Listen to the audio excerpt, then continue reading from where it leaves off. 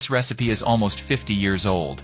It was a hit in the 70s and 80s. In a large bowl, start by adding 370 grams of wheat flour, 1 teaspoon of salt, mix well and set aside. Next, in a medium bowl, add 280 milliliters of warm water, half a tablespoon of sugar, 10 grams of dry yeast powder. Mix until combined and let it rest for 5 minutes. After this indicated time, transfer this mixture to the bowl with the wheat flour and the salt, and mix until incorporated. When you can no longer mix with the spoon, add 40 milliliters of vegetable oil and knead by hand until combined. This is the right consistency. Cover the bowl and let the dough rise for 1 hour. Meanwhile, in a medium bowl, add 1 sprig of parsley, chopped, 5 grated garlic cloves, 40 grams of grated Parmesan cheese, 50 milliliters of vegetable oil, 75 grams of melted unsalted butter, and mix until combined.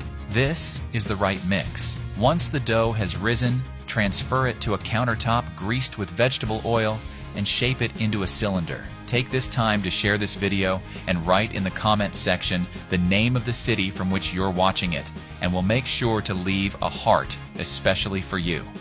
Oh, and thanks for sharing this video. Then cut it into 16 equal-sized pieces. Dip each piece of dough in the butter sauce we made earlier and place them in a 26-centimeter diameter baking pan lined with non-stick baking paper. Top everything with 90 grams of grated Parmesan cheese. Take the pan to a preheated oven at 180 degrees Celsius, 350 degrees Fahrenheit, and bake for 25 minutes. Meanwhile, in a baking tin lined with aluminum foil, add 2 red onions with the top cut off, 2 garlic bulbs with the top cut off, 1 pinch of black pepper, 1 pinch of salt, 1 drizzle of vegetable oil.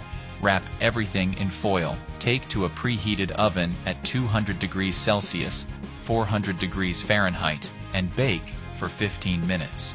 Next, in a medium bowl, add 150 grams of cream cheese, parsley, and chives to taste, 40 grams of grated mozzarella cheese, 50 grams of grated Parmesan cheese, half a teaspoon of salt, 1 pinch of black pepper, the cooked onion.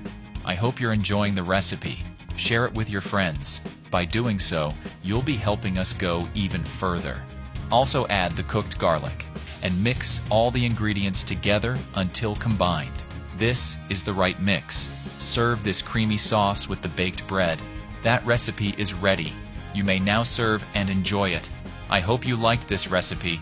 Now I'll head to the comments section and leave a heart to everyone who left the name of their city. See you next recipe. Bye-bye.